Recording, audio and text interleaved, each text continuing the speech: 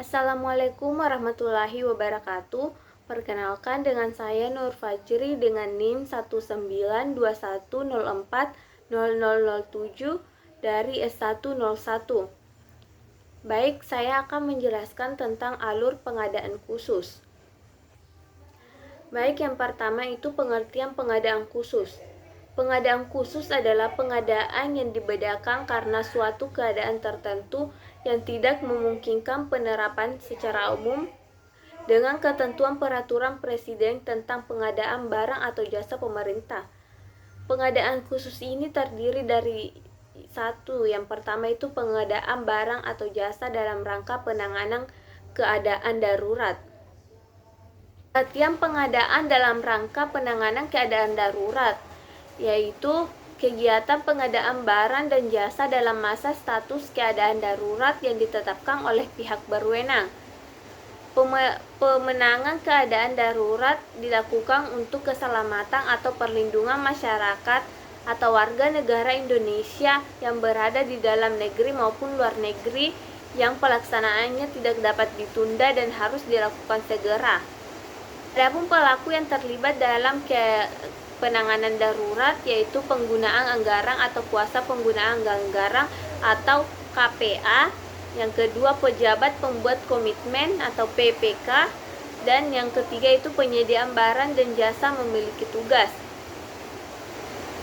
Yang kedua yaitu pengadaan barang dan jasa luar negeri.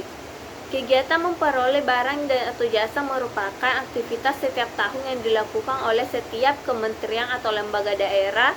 Kegiatan tersebut ada yang dilakukan di dalam negeri maupun dilakukan di luar negeri, antara lain perwakilan diplomatik atau konsuler Republik Indonesia serta kantor perwakilan Indonesia pada organisasi internasional seperti Perserikatan Bangsa-Bangsa atau PBB dan organisasi internasional lainnya.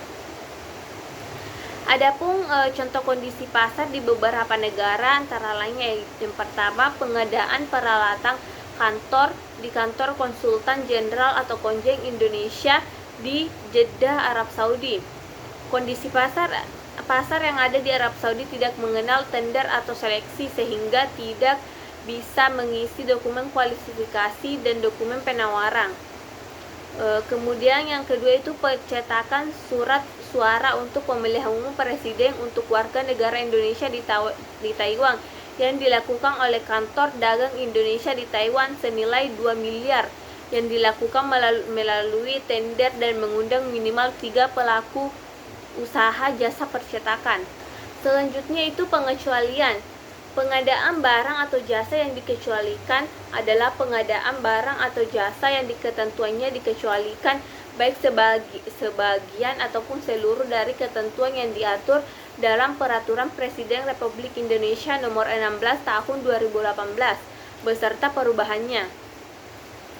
Adapun pengadaan barang atau jasa yang dikecualikan meliputi yang pertama pengadaan barang atau jasa pada bidang layanan umum atau BLU atau Badan Layanan Umum Daerah atau BLUD. Yang kedua pengadaan barang atau jasa yang dilakukan berdasarkan tarif barang atau jasa yang dipublikasikan secara luas kepada masyarakat.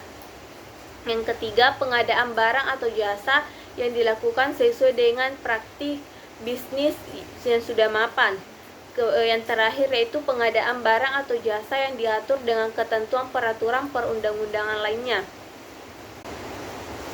Selanjutnya penelitian. Penelitian adalah kegiatan yang dilakukan menurut kaidah atau metode ilmiah secara sistematis untuk memperoleh informasi, data, keterangan yang berkaitan dengan pemahaman dan pembuktian kebenaran atau ketidakbenaran suatu asumsi dan hipotesis di bidang ilmu pengetahuan dan teknologi dan menarik kesimpulan ilmiah bagi keperluan kemajuan ilmu pengetahuan atau teknologi.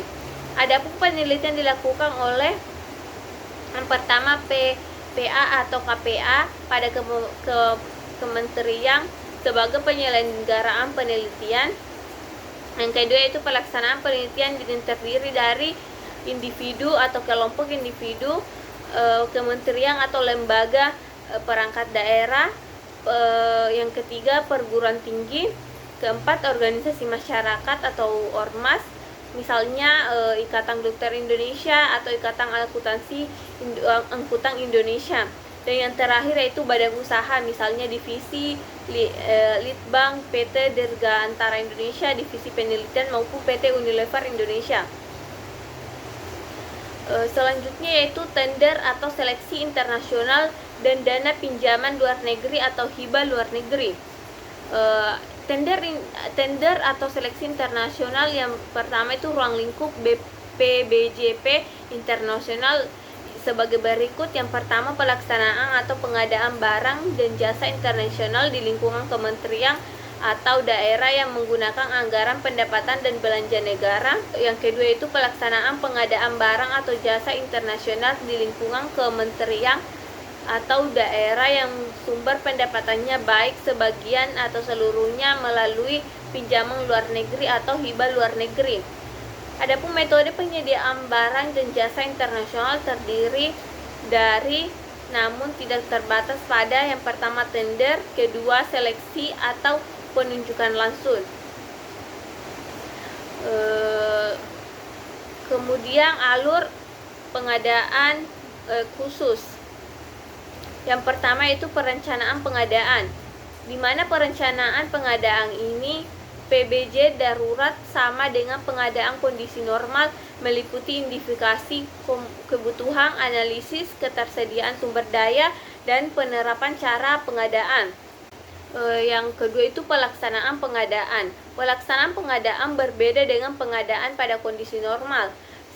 Adapun beberapa pelaksanaan pengadaan, yang pertama itu penerbitan surat penunjukan penyediaan barang atau jasa atau SPPBJ untuk pengadaan barang jasa dapat digantikan dengan surat pesanan. Kedua, pemeriksaan bersama dan rapat persiapan.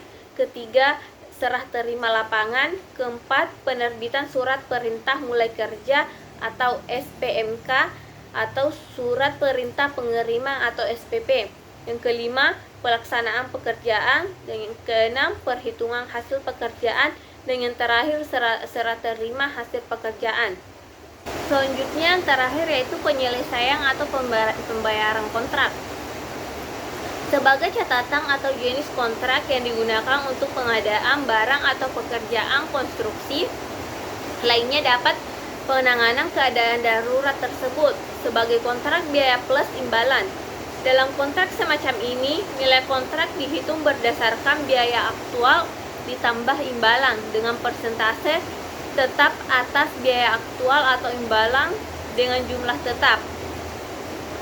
Dalam pasal 27 Perpres 12/2021 ayat 1E dan 2E. Baik, itulah yang dapat saya jelaskan pada kali ini. Lebih dan kurangnya mohon dimaafkan. Wabillahi taufiq wal hidayah. Wassalamualaikum warahmatullahi wabarakatuh.